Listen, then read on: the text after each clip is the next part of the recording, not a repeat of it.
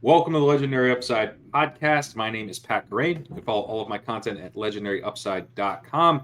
With me today, Sackreligious. We're going to be previewing week 11, talking through 4 games as we always do. Sack, how's it going?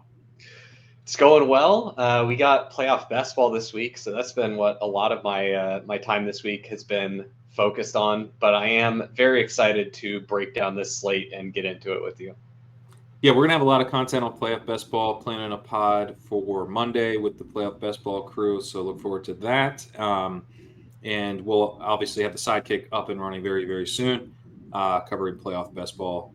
And we're also going to have some content on the written side on legendaryupside.com on playoff best ball as well. So lots of stuff coming there.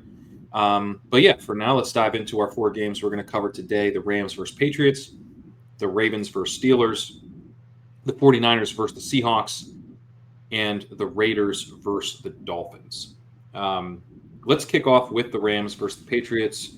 Walk through cover boy, Puka Nacua. Very excited for what this matchup holds for the Rams side. Always can talk myself into a little Drake May. I think this is a good spot for him, but I want to start with the Rams because what I was noticing with the Rams is that Matthew Stafford, one, has a pretty good success rate. He's quarterback 9 there. It's better than quarterbacks like Kirk Cousins, Jared Goff, Geno Smith, Sam Darnold. But he's not very good in EPA per game or EPA per play. That, to me, looks like a potential positive regression setup because success rate is the more stable of those two metrics. You also have a pass rush here in the Patriots that ranks 26th in pressure rate. They're dead last in pass rush get off, 19th in pass rush win rate.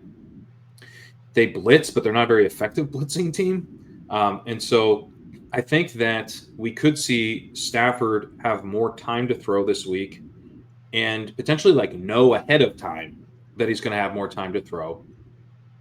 Stafford has been playing behind a bad offensive line, which is 30th in pass block grade, but the Rams are only 11th in pressure rate.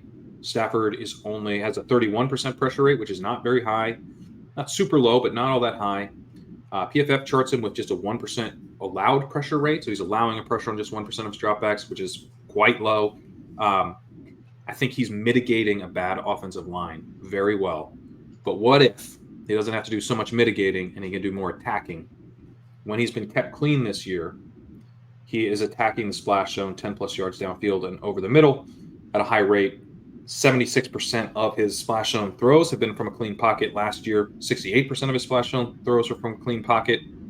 I think that's where the Rams are going to be wanting to attack against a Patriots defense that ranks 29th. And protecting the splash zone, we care about this because that's where you can really rack up a lot of yak, especially in the Shanahan-style systems that they're almost designed to attack this part of the field. Puka Nacua saw a ton of targets there last year. Cooper Kupp saw a ton of targets there in 2022. Both haven't seen that many targets. They're good, not great. 68th percentile for Puka, 59th for Kupp. But I think this matchup could really accentuate that part of their passing offense. And I think both are great plays this week. Yeah, I definitely am fully in agreement with you there I'm really excited about Puka this week.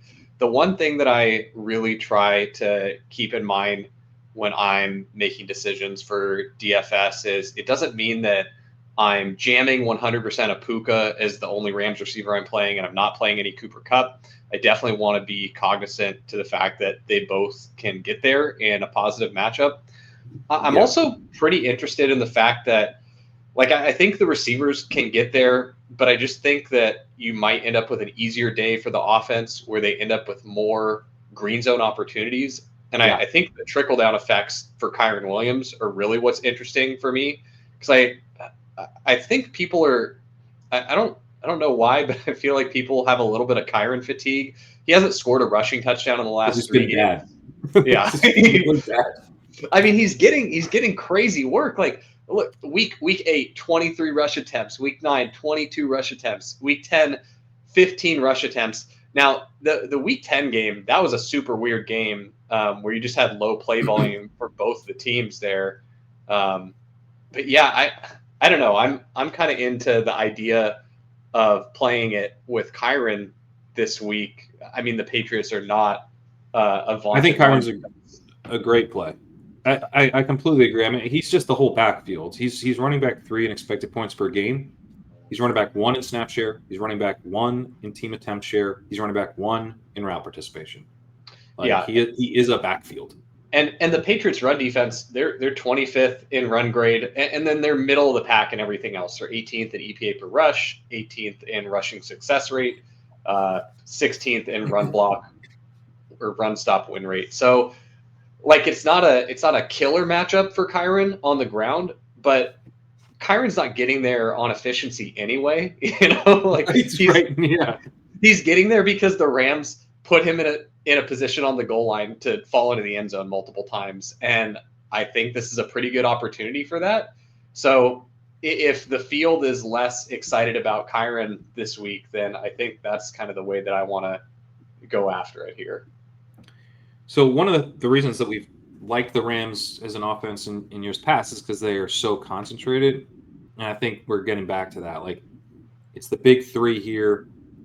Although I do think Davis Allen is a pretty interesting punt for DFS purposes. He had 88% route participation last week, so I'm actually pretty interested in him in stacks for on DraftKings. He's 2,500, but really just kind of a DraftKings punt play. But outside of that, I think all 3 of these key components of the offense are really, really strong plays. I agree with you. I don't want to like get overly focused on Puka Nacua and forget about Kupp. And I don't want to get overly focused on this game playing out one way and forget about Kyron. I mean, I think you could easily see like Kupp have 13 targets and have a really strong game, but he doesn't score a touchdown, and Kyron scores twice. That's like super plausible. I'm tempted with this game to do one of my favorite things that I feel like we haven't had a ton of opportunity to do this season. But back when Justin Fields was, doing his thing for the last couple seasons with the Bears, where he was always live for, a 50 burger where he rushes for 100 plus yards and 2 touchdowns, I would do a stack where I'm playing Justin Fields naked and I'm bringing him back with multiple receivers or a receiver and a running back. He is the bring back, basically. Right. I'm stacking a team, but I'm using the rushing quarterback on the opposite team as the quarterback. And I like where you're going. I'm really into the idea of doing it with Drake May here, because I was looking at this spot. I've been looking at this. This has been circled on my calendar for weeks. The Drake May finally gets a good matchup spot, right? And so, I mean, I'm wondering, like, should I be doing it with Kyron, or if Kyron's getting there, is it like slowing the game down too much to really want to do it with May? But I think I'll probably have it with all the iterations of the Rams' top 3 weapons. And then I'll either have naked May, and then I wanted your opinion on the Booty versus the Demario Douglas bring back, because I'm looking. Demario Douglas, I don't think has a single target further than like 10 yards down the field. I'm pulling this up because I didn't believe it at first. Okay, no, that's a lie. He doesn't have any that are 20 yards down the field. Actually, also a lie. He has one, but again, one target. that's none that are 30. Oh wait, no. No, only one that's 20 yards down the field. And then the ones that are more than 10 yards down the field are also pretty sparse, just for, he's got 11 that are more than 10 yards down the field, and then he has 38 that are less than that. So, it's definitely. I'm worried that Demario Douglas doesn't give you like the big play upside that you'd need, and Boutte is getting a lot of stuff deep. Like if you look at Boutte's target distribution, like where they're coming on the field, like he's lighting it up deep. His 20 plus attempts, he's got 9 attempts or 9 targets more than 20 yards down the field, and then he's got another 6 that are between 10 and 19. And they're also like they're happening in the middle of the field too. Like they're splash zone or even deeper than the splash zone is where they're coming. So I mean I feel like Boutte's he's 57th percentile. He's 57th percentile in splash zone target rate. He's 18th percentile in target rate. Yeah. So he's not getting a lot of targets, but when he gets them, they're good ones. He's got a 17 ADOT, 95th percentile there. he does have a first percentile open score. That seems And not if good. it is not good. And you see with May, like when you watch it, it's like he doesn't generally have a ton of separation. May really trusts him. He had a throw to him that was like a seam route last week, and it was into like double coverage, and Booty had to like come back over the defender who didn't know the ball was being thrown, kind of thing. It was kind of a prairie yard type of situation. He didn't really have much of a chance for it. But I was like, this it's very like May does that with two guys. He does that with Hunter Henry and Booty. He kind of does it with Hooper a little bit, I guess, but mostly it's Hunter Henry and Booty. He seems to have that trust with, where you just go make a play type of throws. Um, so in DFS, Booty is pretty cheap, and it looks like he's going to be pretty chalky, which I understand. I don't know that I'll end up playing him because he's going to be very popular. For like weekly games, are you like is Douglas priced similarly to Booty? Neither are getting drafted, I believe. Okay. I've not been in the dog bowl streets as much this week. I've just been doing a lot of work to make sure we get the playoff best ball stuff online here. But I did just rip a dog bowl draft right before we started recording, and it based on the ADPs, I don't believe anyone is taking either Patriots receiver. Yeah, I mean it makes sense. Yeah. Yeah, I took Drake May in the 5th round and then just basically said, if the room is sick enough to take a Patriots receiver, I'll take whichever one they don't take. So yeah, I think I'm gonna try and get at least a couple of those. I still prefer Douglas. He's not been great. He's 1.41 yards per route run, but 20% targets per route run, decent. Um, One of the concerns would be that he didn't play that much last week. He was at only 62% route participation. He dealt with an illness in week 7, which knocked him down to 24%. But otherwise, last week was his worst route participation of the season. And we're seeing, the Raiders, the Patriots kind of shift up what they're doing in terms of which wide receivers they're deploying. So, like, what's going on? I think pretty clearly what's going on is they played a lot of 2 tight end sets as they beat the Bears from ahead. Austin Hooper had 48% route participation, and Hunter Henry was in his normal role. And Douglas plays out of the slot. So I think more 11 is what you want. And I think we get that here against the Rams. So I'm not worried about his play at all. He's 83rd percentile in open score. He gets targeted over the deep middle as well, 45th percentile splash on target rate. So I think Douglas does have a little bit of a ceiling just because, like, he scored that touchdown on that deep crosser. Yeah, Like that's part of he's. I don't think he's like gonna be catching a 30-yard bomb, but if May is attacking efficiently over the deep middle, I think Douglas will be involved there. yeah. Henry's probably the most fun play though. Right, I agree. Henry is the most fun. If you're going to do a wide receiver, though, I think there's merit to either Booty or Douglas. I honestly didn't realize how chalky Booty was going to be. I just pulled up ownership projection for him, and that was surprising. So there's not a ton of salary saving guys, so he's going to be very popular. Yeah. So I like. I think I'd prefer Booty then in the draft format where he's going to be underdrafted and free.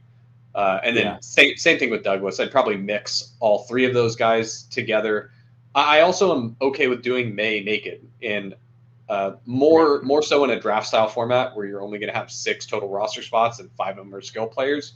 I think that's better than doing having 8 roster spots plus your quarterback in salary cap, where I think you probably want to have your quarterback correlated there. But I think doing May with just a Rams bring back in draft style is perfectly fine there. I agree. I would note just on Henry, Hooper had 4 targets last week. Henry had 2. Hooper went 3 for 64. Henry just 1 for 14. Henry had 86% route participation. He was not losing work to Cooper. That's, again, they were in a bunch of 12 personnel. So I think Hooper probably just plays less this week. Now, he's probably losing targets to Demario Douglas. But when you see another tight end out there, it's especially tilting. And I don't think that's like – he's not in a split. I don't think we need to worry about that. One quick thing on Demario Douglas. Are you – because you did mention, week 7, he was coming off an illness. In week 8, he saw a little bit reduced snap share as well. So do you think it really is just a game script thing there where, I mean, that was the Jets game. That's true. Yeah, he was at 64% in week 8. He's back. He was at 77% 2 weeks ago. So I guess it's possible, but I mean, he's the thing with him is he's been so clearly like their best wide receiver. Um, that yeah, if they have more of a run heavy game plan, he is at risk. I mean, so the Jets game, they only had a 58% pass rate, um, and they ran the ball against the Jets, who are a big run funnel. Um, I think you need the Patriots to be passing, which gives him a little bit of a lower floor. But I think for like in a way, it almost makes sense for tournaments because it's like you're betting on the game. You're betting on the Patriots to pass a lot, and if they pass a lot, he will play a lot because he's going to play out of 11. They had a 79% pass rate 2 weeks ago when he had 77% route participation. So when they're passing, I think we can count on him to be out there. So one of those, if you're bothering to play Patriots, you darn well better have a Ram bringing it back, because the only way, well, not the only way, but the best bet for getting Patriots pass volume is because the Rams are scoring a lot on them and they're being forced to pass. Yeah, and that's where I think Kyron is a perfectly fine play with Patriot stuff. I don't see it as like they're sucking the volume out. I think you want the Patriots, who haven't been an aggressively pass. They're kind of balanced this year with May, but I think they probably prefer to run. Like if you're going to let them run the ball, they will. So it's helpful, yeah, if the Rams put up points. All right, let's go to the Ravens at Steelers. You did some charting on Russell Wilson. Why don't we start there? Okay, so as part of prepping for stat chasing this week, I had some notes from watching Russ from this past game, and I wanted to be fair to him. He did have the one really good throw to Mike Williams. I don't want to just I don't want to lose credibility because I'm just only saying negative things about Russell Wilson when he does make a good play. However, that was one good throw out of the 28 that he attempted.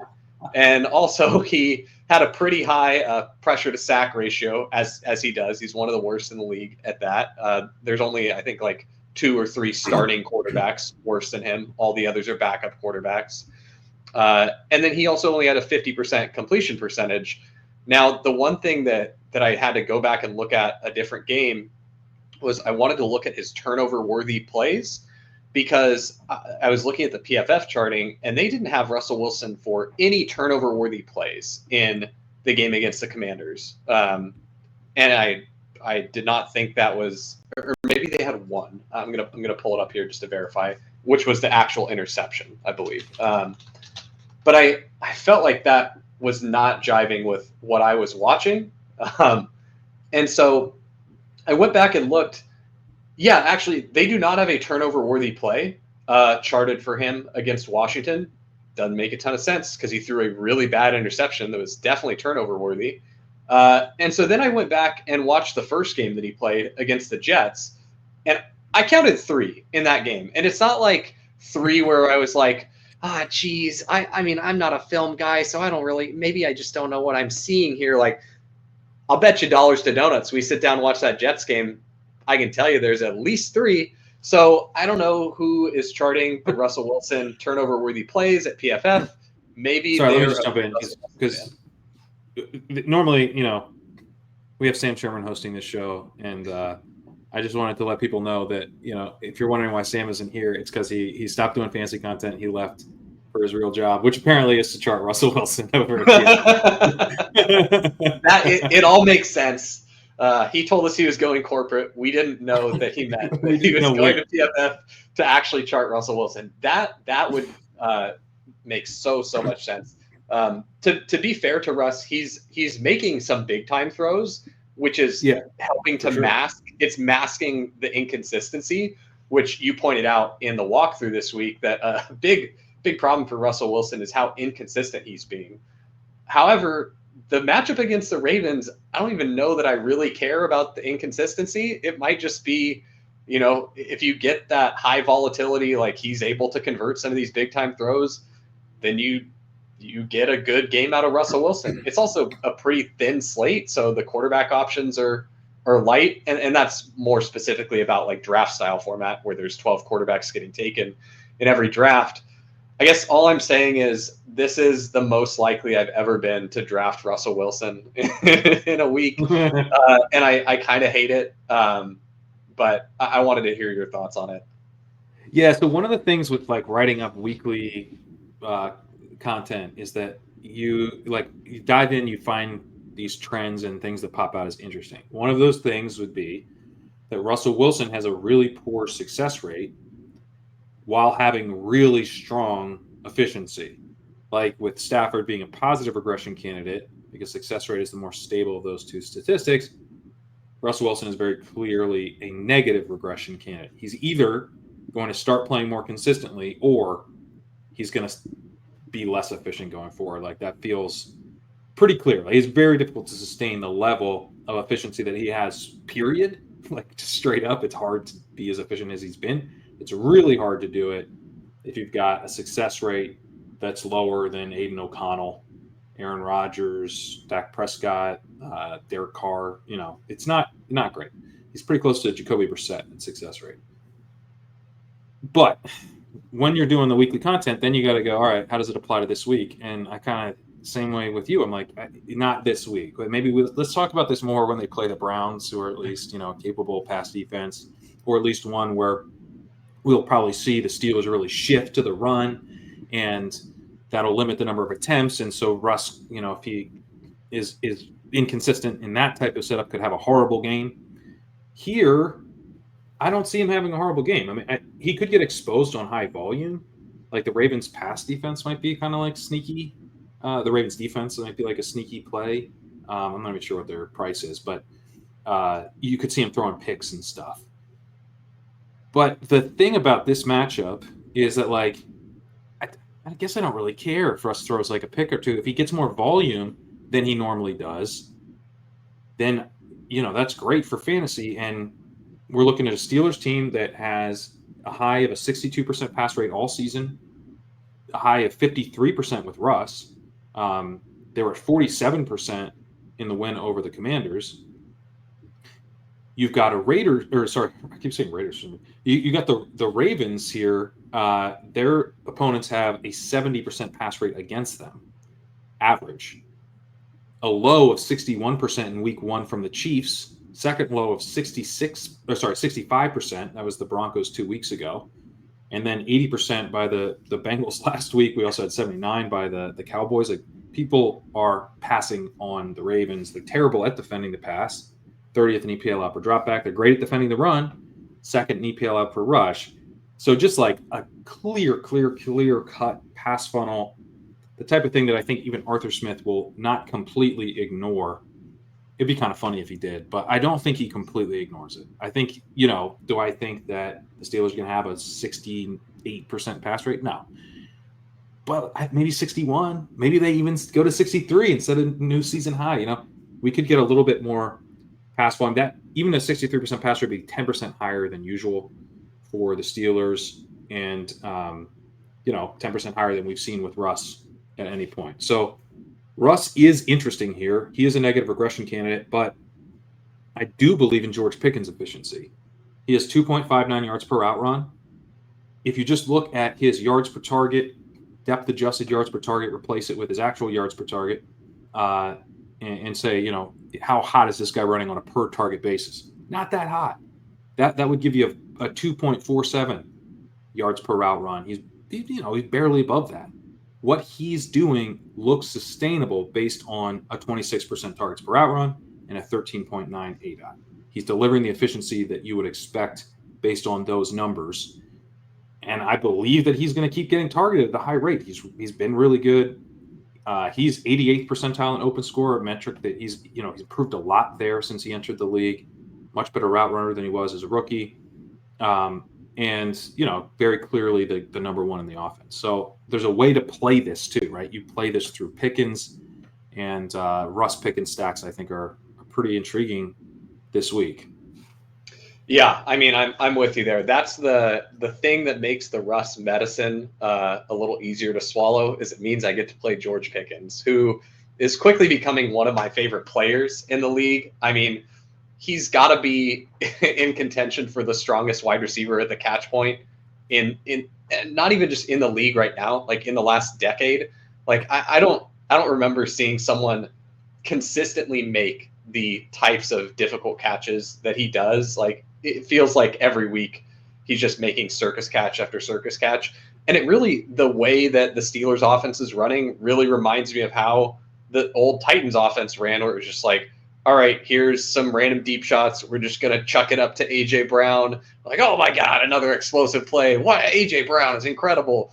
And I feel like you're getting that with George Pickens, where his game is a little bit different than AJ Brown's, but he's still delivering on these massive explosive plays. So He's more Sutton than Brown, but he's a better version of Sutton. Yes. Yeah, he is.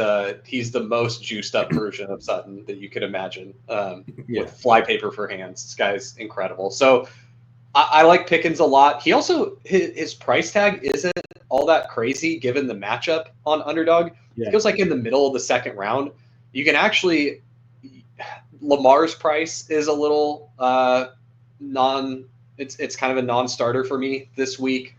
This is in the dog bowl drafts in the 12-man format, just because I can get, like, yes, Lamar projects better than Brock Purdy, but not by a ton of points.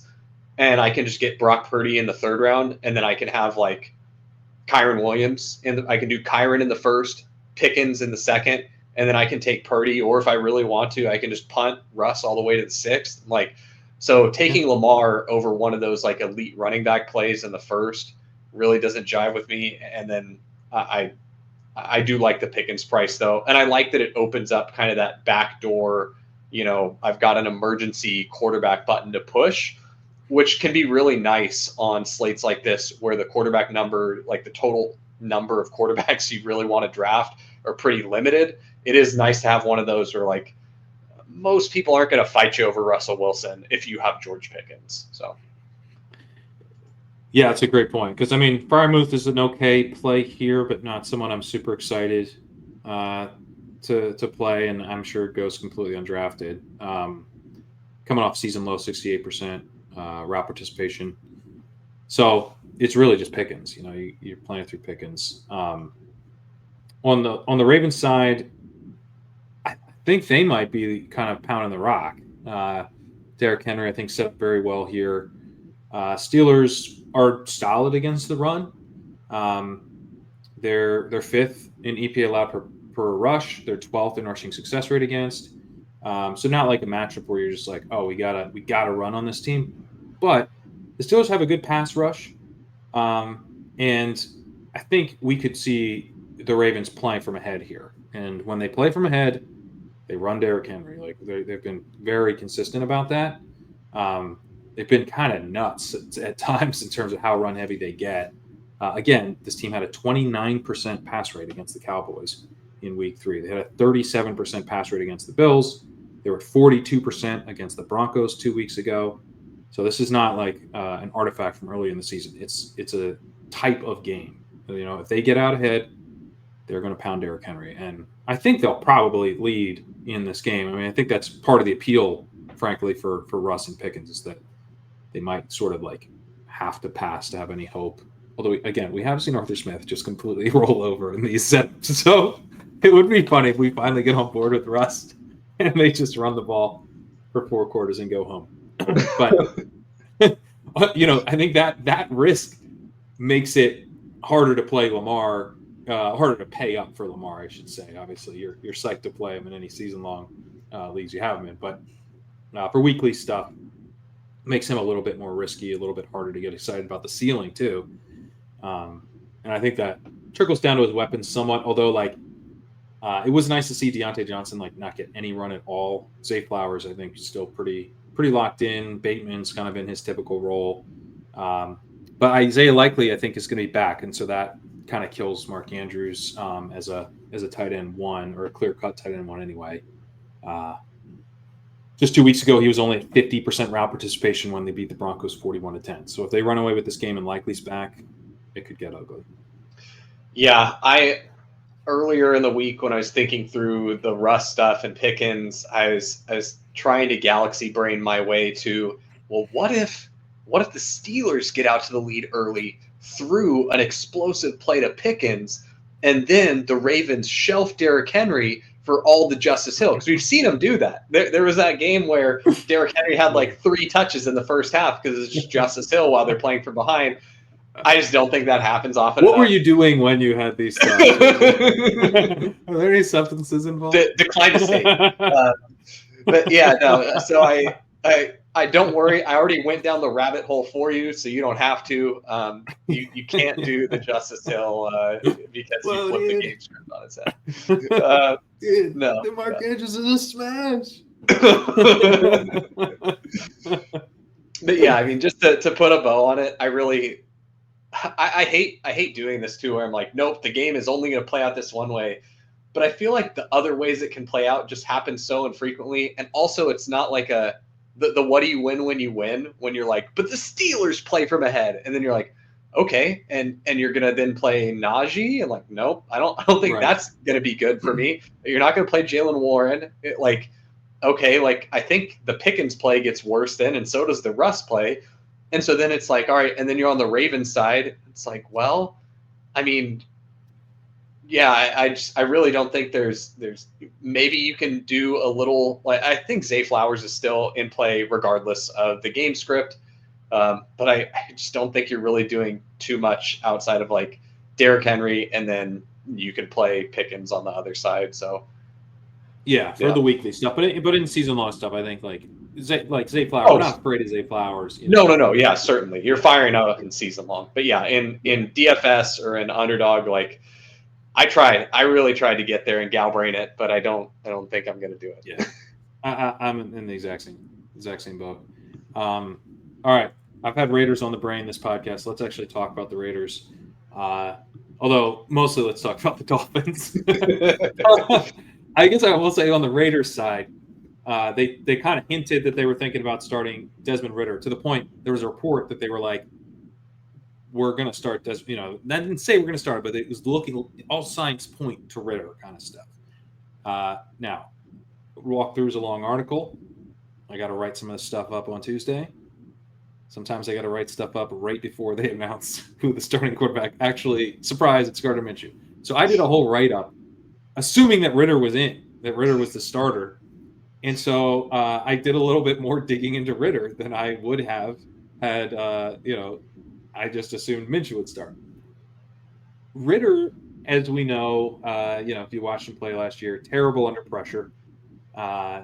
Quarterback 30 in EPA when pressured last year. Only Zach Wilson and Bryce Young were worse last season when pressured. Here's the thing, though. Gardner Minshew's been worse than Ridder was last year under pressure.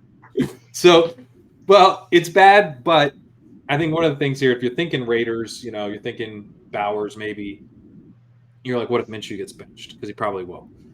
I don't know that it matters. I think that it's kind of a similar type of grossness that you're going to get. On the EPA chart, Ridder and Minshew are like in the exact same spots. They literally I probably should have overlaid them. That would have been funny. But it's they're both been actually okay in success rate, but horrible in EPA. And they're going against a Dolphins team that has a good pass rush. So maybe they would be potential, or maybe Minshew would be a potential positive regression candidate this year, but probably not in this matchup. And I frankly think he probably doesn't finish the game. But again, I think if you're interested in Myers, you're interested in Bowers, I don't think that much is going to change if they go to Ridder. Yeah, the thing that I took away after reading the walkthrough was the Dolphins are going to be able to get pressure here. They are number 1 in time to pressure, and they're 9th in pressure rate, also 6th in blitz rate. So they're going to pressure whoever is back there for the Raiders. And when you look at the Raiders pass catchers and who would stand to benefit from a short time to throw, I mean, it's a screaming Brock Bowers spot. I mean, if you look at the ADOTs, Trey Tucker ADOT 10.5, Jacoby Myers ADOT 9.4, Brock Bowers ADOT 6.5. So if you got to get the ball out quick, I think you're going to go to the first round rookie tight end that you spent all that draft capital on and just feed him underneath. So really like him on full PPR. So DraftKings, I'm all in on Brock Bowers. I'm sure he'll be just disgustingly chalky. Um, on underdog, I still like him a lot. I He's don't think he's going to be that chalky in DFS, by the way. okay. It's kind of a tight week for salary, um, so I don't think that people are going to just be able to jam him. Yeah, you're right. He does. He looks like the fourth highest owned tight end, coming in behind Davis Yeah, Allen, Hunter Henry, Travis Kelsey's Kelsey. in a good spot too. So I mean, yeah, he's not going to get forgotten about, but I don't think he's going to be like big chalk. Yeah, yeah. Okay, so that's interesting. I might have a lot of Brock Bowers this week on both sites because he's not prohibitively expensive on underdog either. The trade off that you're making when you take Brock Bowers is like choosing between, I don't know, like a Devonte Adams or like receivers who, they're good, but it's kind of a big tier of receiver there. Like let's see, so Bowers ADP, Bowers goes right around Cup, but I think Cup is getting drafted a little too early there. Um, then you've got he's going a little before Debo. That's one where there's like, I think that's some decent opportunity cost there. But then after that, it's like Garrett Wilson, Say Flowers, DK Metcalf, Cortland Sutton. And like, I think that's a pretty big tier. Like, I probably have that tier go all the way down to like at least Adams, maybe Jaden Reed. And so you've got the ability to get one of those receivers coming back to you in the next round. Uh, so I do like Bowers there. I don't think the opportunity cost is too high in the draft formats. No, I like that a lot. I don't know that I'll get to him in DFS, so that's helpful. Um, on the Dolphins side, one guy who is going to be really chalky is Devon Achane, and I'm still going to play him. Looking at Tua, he's got a 2.44 second time to throw this season, fastest in the NFL. He's got a 21% pressure rate, lowest in the NFL. Mike McDaniel, I think, very clearly, having lost Tua to a concussion for a big part of the season, is trying to get the ball out of this dude's hands as quickly as possible. It's working. He's not taking pressure. Also, it's frankly working in terms of the efficiency of the passing game. Tua is still pretty damn efficient. It's not working for us if we drafted Jalen Waddle, which I did a fair amount of, or if we drafted Tyreek Hill. But it's working if you drafted Devon Achane because over the last 3 games since Tua's returned, he's got 6.7. Wait, where'd my Achane targets go? Let's see. Sorry. 6.7 targets, 6.3 receptions, 33 yards. He scored twice through the air. He also scored once on the ground, averaging 66 rushing yards over those 3 games. He, I think, is going to be a big part of this week's game plan as they face a decent pass rush. The Dolphins are going to be trying to get the ball out quickly again.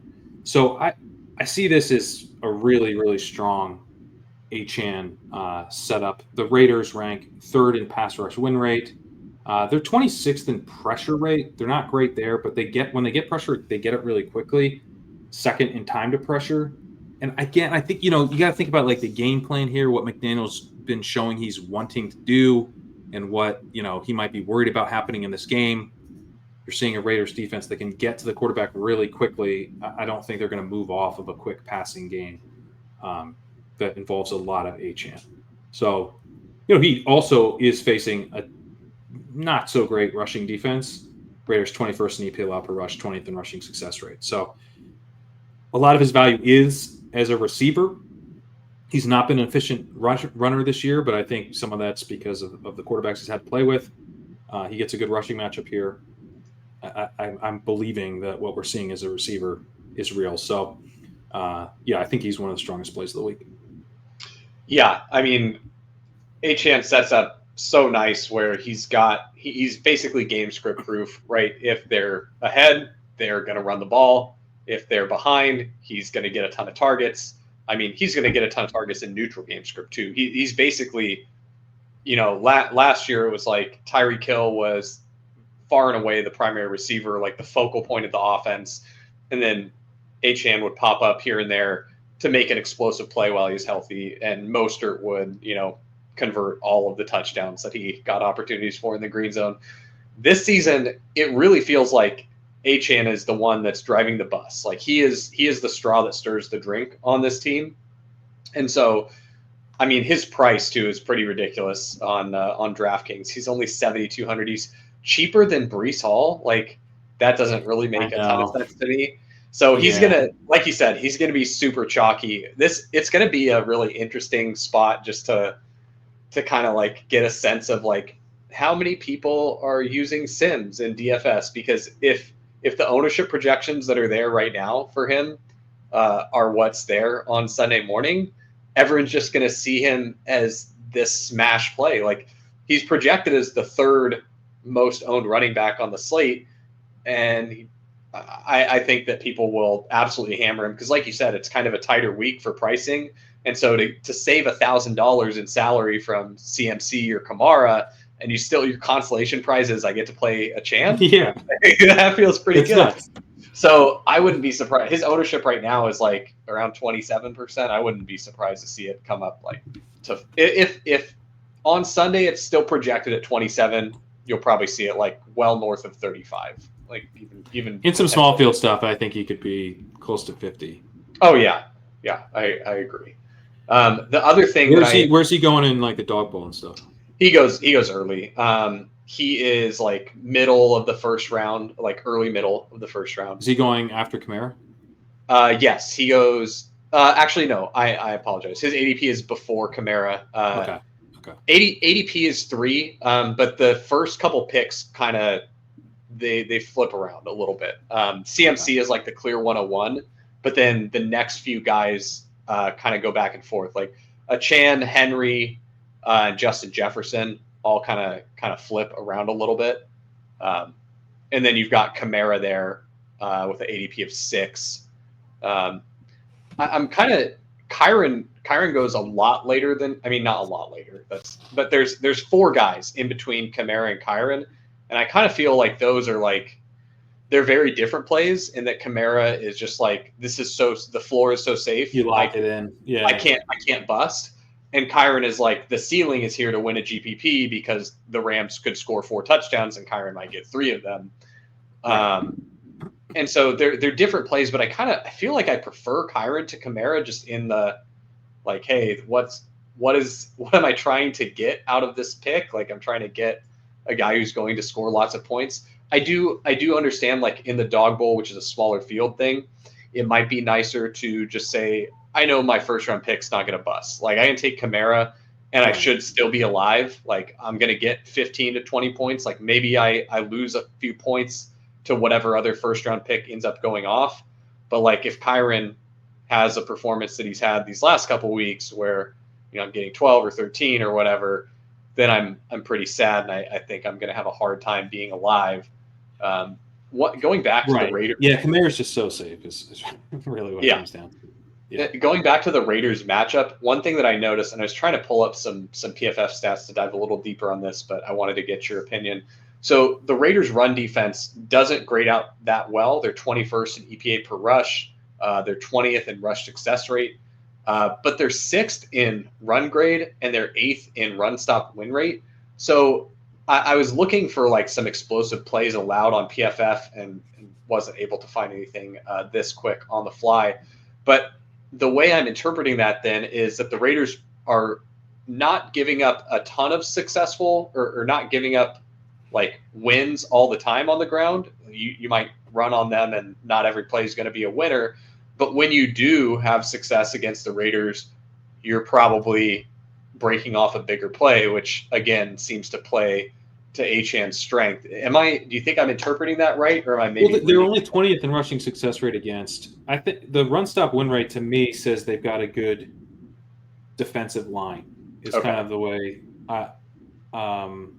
yeah, that's my interpretation of that, which also fits with the really good time to pressure, and they're 3rd in pass rush win rate. So I kind of view that as like maybe a bit of a defensive line strength, but then but you can run on them. If you're 20th in rushing success rate, then you definitely can be run on. Yeah.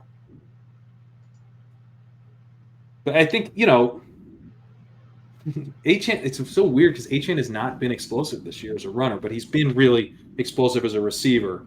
So I think if he gets back to the explosiveness that we've seen, and it's been better recently, um, then it almost doesn't matter. Like as long as it's not like a shutdown run defense, he can pop off big runs on anyone if he's playing like he did last year. Yeah, we just Uh, need him to play like Jameer Gibbs this year. yeah, play like Jameer Gibbs. Speaking of, we've got we're doing well on time. Let's talk the Lions offense as a little intermission Yeah, here. we don't have to talk Um, anything Jags, just the Lions no, offense. no Jags. Little bonus, because I'm really excited about your guy. I'm excited about David Montgomery here, man. This is Yeah, like a Montgomery week, right? it's absolutely a Montgomery spot, and he projects really well. I've got him pretty high in my dog bowl rankings. I have him so high in my dog bowl rankings that in the second round, I was like in the mid second round, and I had Montgomery as like the best pick there by a good bit, and he still was like 12 picks away by ADP. It's like I think maybe I'll just try and see if I can get Montgomery to come back to me. But yeah, I mean this is a really awesome spot for him. The other thing that I was thinking of that is a little bit off the, it's going to be contrary to how people think this game is going to go, but when a team has a team total as high as the Lions do this week, I kind of think that the best way to play it, if people are like, oh, it's gonna all go through the running game, like the running backs are just gonna hammer them. Like, why can't I just get like some touchdown efficiency from a receiver? And like the most fun receiver I want to do it through is JMO this week. Yeah, I mean, yeah, I could definitely see this being like, yes, the Lions do run the ball down the Jags' throat because they got an early lead from a huge explosive JMO play. And like with the price, like JMO's free. You can take JMO in the last round of the dog bowl. Where's So Goff go? let me see. Goff has an ADP of 33.8. Let me pull up. Like I said, I've only done the one draft so far, so I'm going to have to get some volume in tomorrow. He went at 39 in the draft that I was in. Let me see if Jameson even got drafted. I had him queued up. Yeah, Jameson went at pick 59. He went at the 5-6 turn. So he's entirely free. I'm not as excited about playing it through Goff. I just don't think the passing volume is going to be there. I don't think it'll be there either, but I think like so someone on Blue Sky was tweeting out some nuggets from the walkthrough, and I got a response being like, "Okay, so I'm clearly going to play Stafford over Goff now," and I was like, "No, don't do that. Like I would still play Goff. Like Goff had what five, he had 5 picks last week, but I've noted in the walkthrough that Kevin Cole pointed out that when you just look at this EPA from negative sacks and interceptions, he was pretty much even with CJ Stroud last week because he didn't take any sacks. Stroud was only intercepted twice, but had 4 sacks for 40 lost yards. Um, and to point out that like even though Goff is coming off that type of game, he was 35th percentile in EPA per play. It wasn't a total disaster. He's been really good in several games this year. He had a 3-week stretch against the Cardinals, Seahawks. Sorry, no, against the Seahawks, Cowboys, and Vikings. He was 99th percentile, 96th percentile, 94th percentile in EPA per play. We have at times seen him be really, really efficient. He's playing the worst pass defense in the league.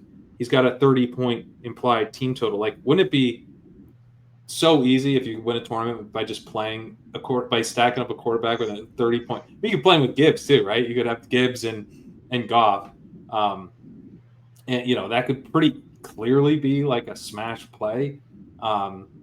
You're really not having to think too hard if you just take a quarterback who's having a really good year with a 30-point implied team total against the worst pass defense in the league. I mean, for small field that stuff, hard. just play the whole damn Lions team. Yeah, I'm Jared sure. Goff. I'm Jameson Williams. I'm Jameer Gibbs. Maybe even a little Brock Wright.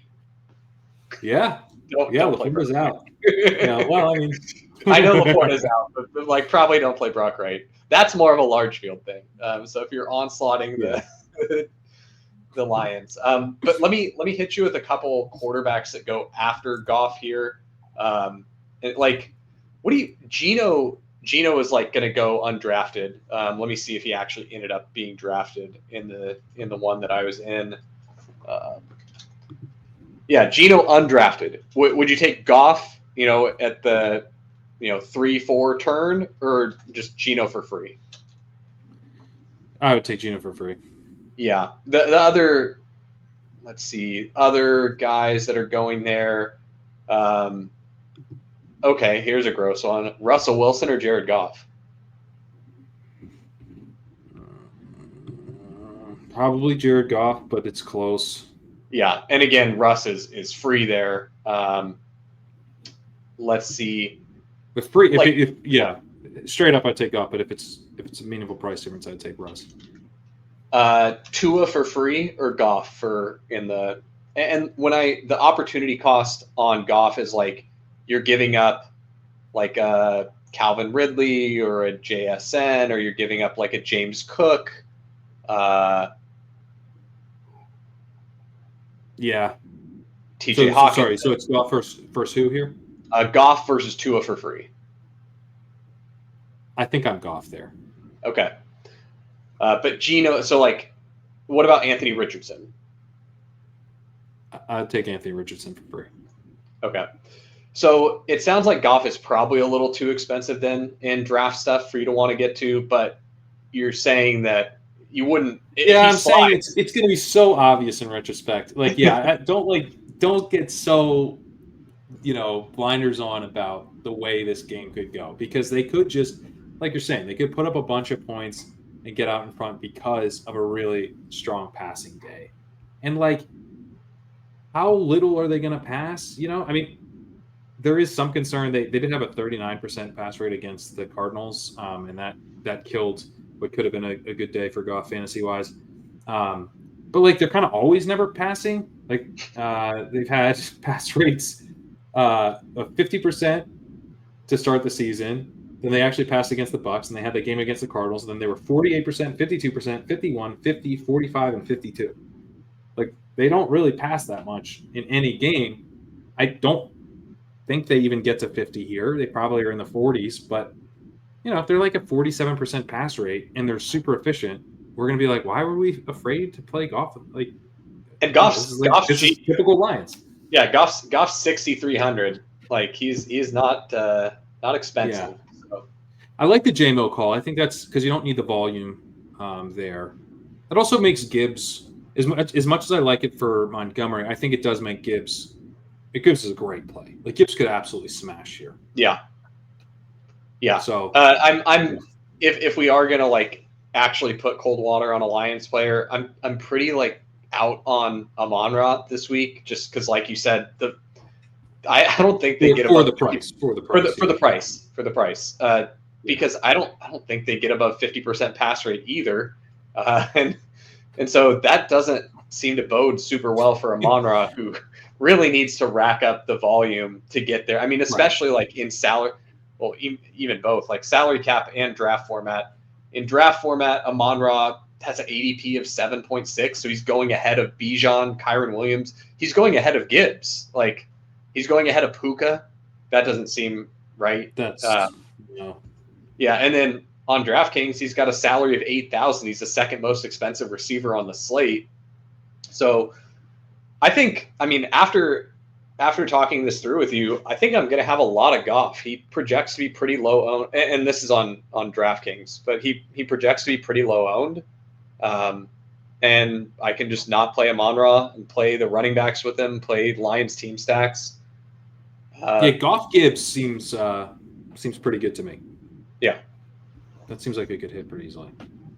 I haven't really been thinking about Goff that much DFS wise, but I think he's definitely in play. 6,300, pair him with Gibbs, who's a really strong play. Gibbs gets you off of Achane probably. They're the same price, right? What's Achane? 7,300. 7,200. 72. But yeah, that's Yeah. oh wow, oh that's nice. Like little direct price pivot. JMO's 5,800. JMO is just not going to get played. By the way, his value is terrible. He's expensive. Right. That's why I like playing it through Gibbs the most, I think, because you get your sort of like game script insulated a little bit. Goff's cheap enough where you're just hoping he throws for touchdowns, but he's not going to throw for like a ton of yards. So you definitely want him supporting Gibbs through the air a little bit, and then Gibbs scores. Let's say 3 times. How about that? That sounds fun. Yeah, Yeah. I could see it. Yeah, and Gibbs just a great play. Gibbs and Montgomery are both really strong plays. We did DFS MVP. Usually we record that. We record this before I do DFS MVP. But this week the schedule got switched up, and Davis was saying like, why wouldn't I have a rule of one Lions running back in every lineup this week? And I was like, I don't think I'll have that rule, but I don't have a reason to give you why you shouldn't do it. I mean, it's kind of a interesting way to play this slate because, yeah, there's just not many teams where we can like. This is a 30-point implied team total that I believe. 30 and a half team total. Like I think the next closest team is 28 or something. Let me look. Yeah, and I'm not like what? No, like no. Yeah, that's like correct. I was we were doing some playoff sim stuff for getting the sidekick ready to go, and I'm looking at the Vegas odds for this week, and see that the line is plus 14 for this game. Like, yeah, that makes sense. we have like a college style line in the NFL this week, and it's I know, it's wild. All right, let's jump to the 49ers and Seahawks to close things out. One of the Lions backfield is like one of the getting that right is probably going to be a key to this slate. The 49ers passing game also looks like a potential key to the slate to me, figuring out how to attack that, because when I look at the 49ers passing game pieces, I'm like, okay, Deebo Samuel, he hasn't been like, the role hasn't been amazing this year, but he's still Deebo. 2.18 yards per route run this year. The chess piece for Kyle Shanahan, a really strong play. Juwan Jennings saw 11 targets against the Buccaneers, 10 of which were first reads. He is a really strong play. I think a really important piece of the offense right now. Ricky Pearsall had that touchdown last week, 73 yards, got 6 targets. 5 of those were first read. He only had 71% route participation to Jennings' 95%, Samuel's 83%, but I think still an important part of the offense now. And then, you got George Kittle. He only saw 3 targets last week, but that had that touchdown and just an amazing profile when you look at the season-long numbers on him. 2.40 yards per route run, best among all tight ends this year, 97th percentile on open score among tight ends. He's getting targeted deep down the middle. He's getting first read targets, getting targeted at a high rate in general. I mean, Kittle's a smash. He's an elite play at tight end. So how many of these guys can get there together? That's the problem, right? And so, probably 2. I think maybe 2 can get there together. There's 4 guys I think are interesting. And CMC could just gobble up all the value. Like that's one way this could go, because the Seahawks are not good against the run. They're 22nd in EPA per rush, 23rd in rushing success rate against. They're not that great against the pass either, but they have a okay pass rush. They're 7th in pressure rate. Not so great in time to pressure, but you could see one way this game goes is we get more kind of quicker throws to McCaffrey. He already saw 7 targets. He already, in his first game back, had an 88% snap share. They did not mess around. Shanahan can't help himself. We know this. McCaffrey was back. He immediately resumed the exact same role he's always had. Wasn't efficient as a rusher, but gets a much better matchup this week. And I could just see him, like, the answer just being CMC. But if it's not CMC, I think it's going to be someone else. And so this is kind of Lionsy to me. And then I'm like, I know this team's going to score points. How? And then I need to put those pieces in my lineup because this is just like such an obvious offense to target. Yeah, I mean, I I feel like last week we had this conversation as well when I was trying to pitch Ricky Pearsall to you, and you prudently got me to open my third eye a little bit more to Juwan Jennings. They both got there last week. I They mean, both got really, there. the Yeah. answer. I almost messaged you halfway through the slate last week after Pearsall had scored, but before Jennings got a bunch of volume. Be like, damn it, you got me off Ricky Pearsall, dude. I didn't play enough Pearsall. I played too much Jennings. And then by the end of the slate, it was like, what I actually needed to do was just jam even more Brock Purdy. I had a lot of Brock Purdy. I didn't have enough. I mean, I was overweight. I should have had him. If I could have traded all my Caleb Williams shares for Brock Purdy, I should have done that. The Bears might feel that way too. Yeah. But I think that this week I'm going to learn from my mistakes. And Kittle being questionable, like, I know he's supposed to play, but I think I'm just going to be pretty heavy on, if Brock Purdy is there for me in the third round of the draft, I'm going to take him.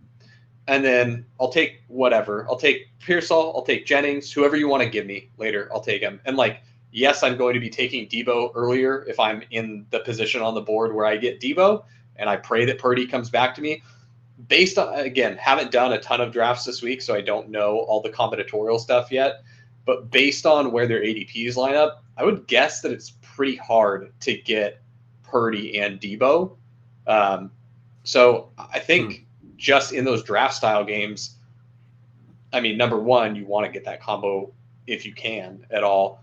And number two, just hammer Purdy with the cheaper receivers and play it that way.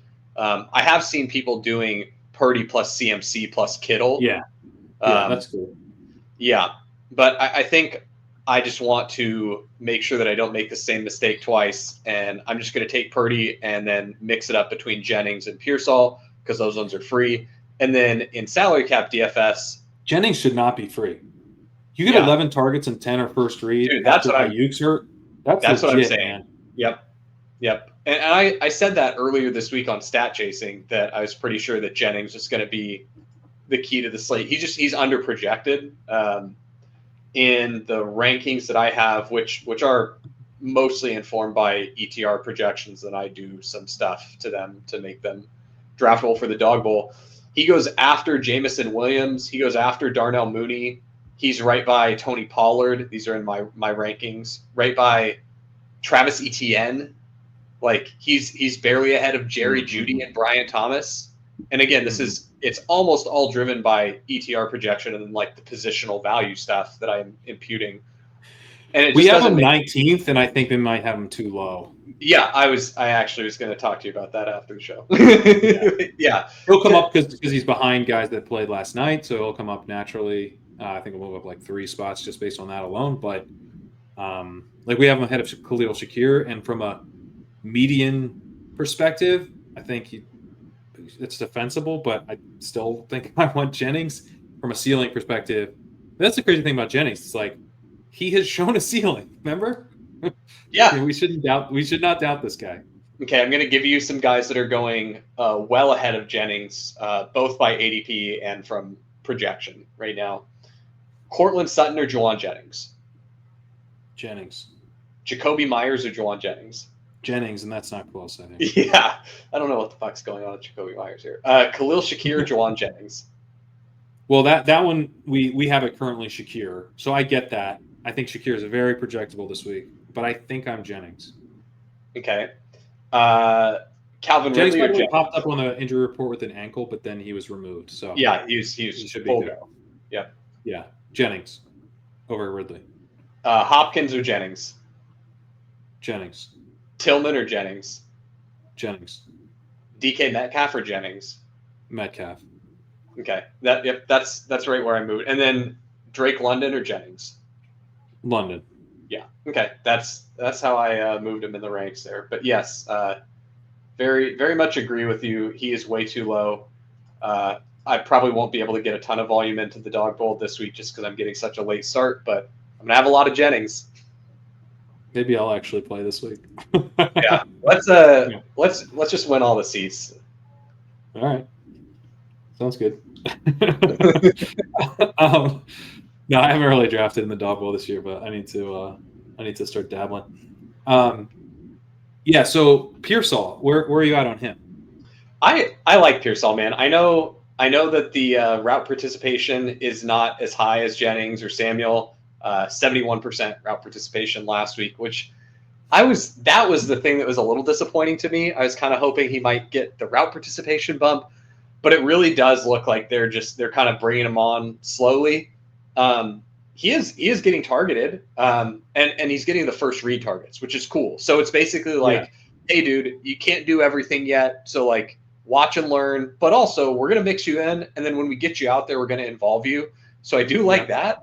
Um, Yeah. and then he did the Ricky Pearsall thing, right? He caught the ball, he got yak, he scored an Yeah. awesome touchdown. So I think Ricky Pearsall is as advertised, like, and I feel like the fit is pretty good in the Shanahan system. It's like, yeah, this is just another dude that can do what is valuable to Kyle Shanahan. He might not be very good in other systems as like a more traditional wide receiver, needs to like run all the routes, be a technician. I think he's probably pretty good for this system, and that's what matters. So I'm into Pearsall. Like I said, I'm just going to take Purdy a bunch, and then I'm going to take Jennings if he's there, and if he's not there, I'm happily taking my Ricky Pearsall consolation prize in the 6th round. I like that a lot. Let's talk Seahawks side. I mean, I guess real quick. I mean, is CMC is the 101? Yeah. Yeah. Okay. All right, good. I think he should be the 101. Yeah. All right. Let's talk the Seahawks side. Metcalf going to be back. That obviously hurts Jackson Smith and Jigba. Although it was still really nice to see him get targeted a decent amount last week, and then go 180 yards and 2 touchdowns. A decent amount, meaning 12 targets, which is more than a decent amount. He had a 20.3 ADOT, which I think is pretty interesting in terms of like what his role is going to be, going forward. It was pointed out while we were on stream doing DFS MVP that the Seahawks center retired today. Their starting center. Wow. So that's a thing. I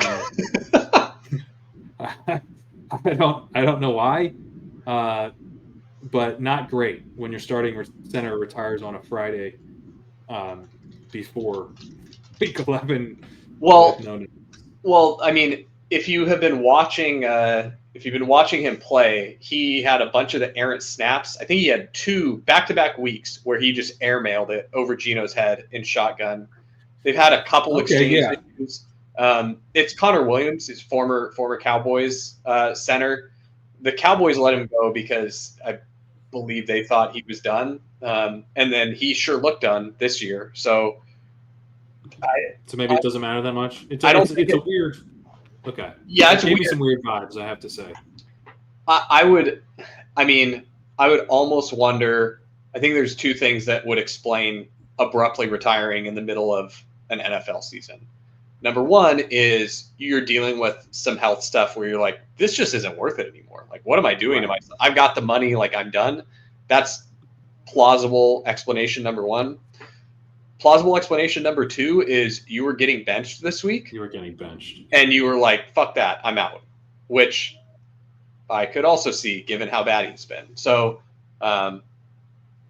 anyway, wish him the best as a person. But yeah, don't know that it. But you're right. It probably doesn't matter. But wanted to note that partly just because it's kind of wild.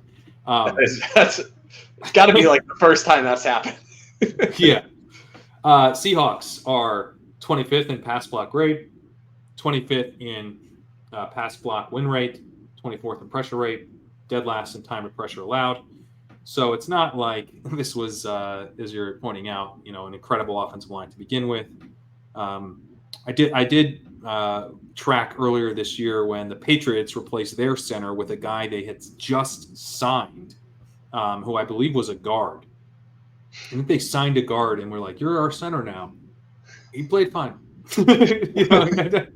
It's a weak link system, but the links are already fairly weak here, so I don't know that it's going to be that much worse. But I guess that would be the concern generally. Like aside from the center retiring, you've got a team that's dead last in time to pressure.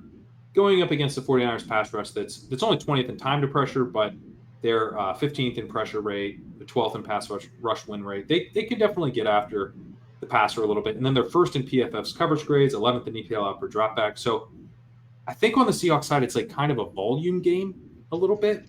I don't know how efficient we can count on Geno to be here, but hopefully, they're in a position where they're going to be passing.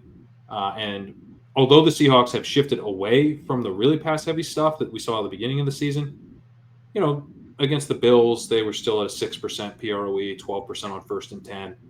That was their second most recent game. So it's not like they have gone like really run heavy or anything. They're just not a lock to be pass heavy week in, week out.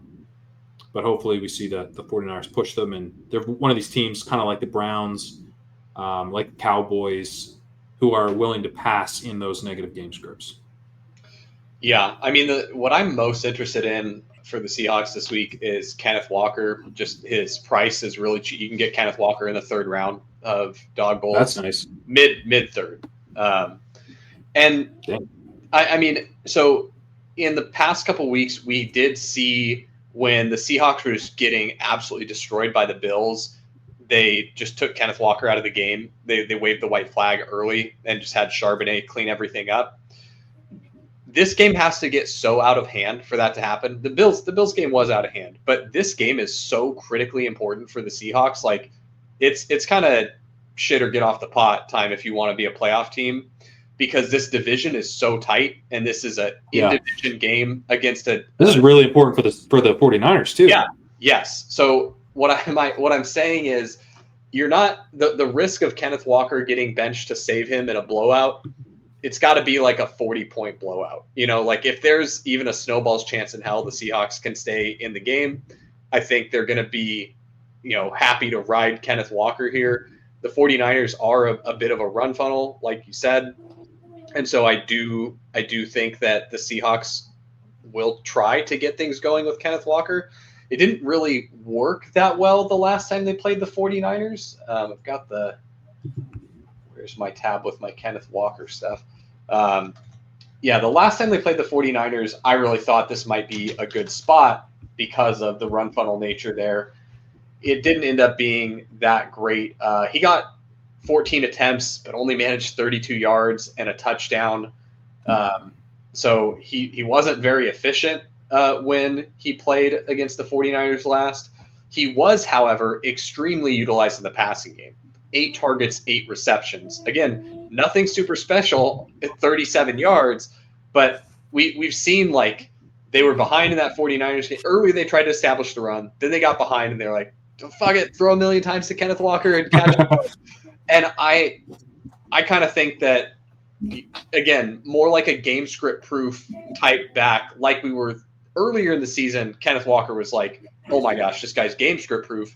Then against Atlanta, he only gets 2 targets. Against Buffalo, he gets 5 targets, but then he's yanked from the game early because it's out of reach. And then against the Rams, before the bye, it's only 3 targets. So he's had a little bit of a down stretch. Now, against the Rams, he had 25 rush attempts, just didn't get in the end zone. So it's similar to the other play that I really like this week of Kyren, where he just hasn't been as good lately as he was. Mm-hmm. But I don't think there's nothing to suggest like, oh man, we got bamboozled by some really good early season production from these guys. Like, nope, they're still the exact same players. Like Kenneth Walker still is this like boom bust home run runner who's been better this year at being like a little bit higher success rate runner than he has in the past. And also he just happens to have this like Devon Chan light role in the receiving game. Yeah. And so it's like I'm still looking at this same incredible profile that we were taking. I was taking Kenneth Walker as like the 3rd overall pick in dog bowls, like back in week 6, week 7, and now I can get him at pick 30. Like, I don't know, man. I feel like people might just be a little too. What have you done for me lately on this? I might just have 1,000,000% Kenneth Walker this week. I love that. Especially in the kind of the draft formats, he hadn't jumped out to me. Let me put my DFS up because he hadn't really jumped out to me. But okay, 7,000, not going to get played a ton. I probably need to think about him a little bit harder for DFF purposes too. That's a pretty good price. And again, yeah, kind of like you're getting the Achan type of role for $200 discount off Achan, but also a big ownership discount. Just a straight pivot over to Walker, I think makes sense. It's a very similar type of play. You're hoping you get a lot of targets, rips off some big runs, and frankly, a better game environment, maybe, depending on how well Geno can play here. But Geno has been efficient. He's fallen off without Metcalf, but Metcalf's going to be back. So, there are scenarios where this game ends up being a back and forth type of competitive environment. And Walker could really smash in those spots. So I like your enthusiasm for him. I probably was not going to play enough of him until we did this pod. Happy to help. All right, I think we can call it. Head on over to Legendary Upside. Check out the weekly rankings, the rest season rankings, dynasty rankings, Matt Irby's quick slants, Stephanie Miller's waiver wire article, the Fabulous Football, and of course my article, the walkthrough. The game above the paywall this week is the Rams and the Patriots. And then also check out at Pat Carrain on Blue Sky, or what is Pat? It's patcarrain.bsky.social. That's how you get there.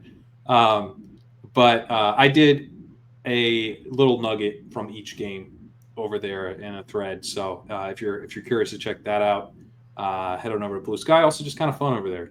Some good vibes over there. So encourage you to go over there too. And we'll be back here Monday.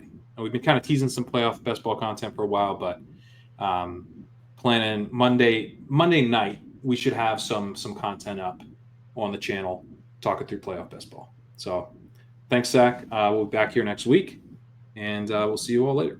Have a good week 11.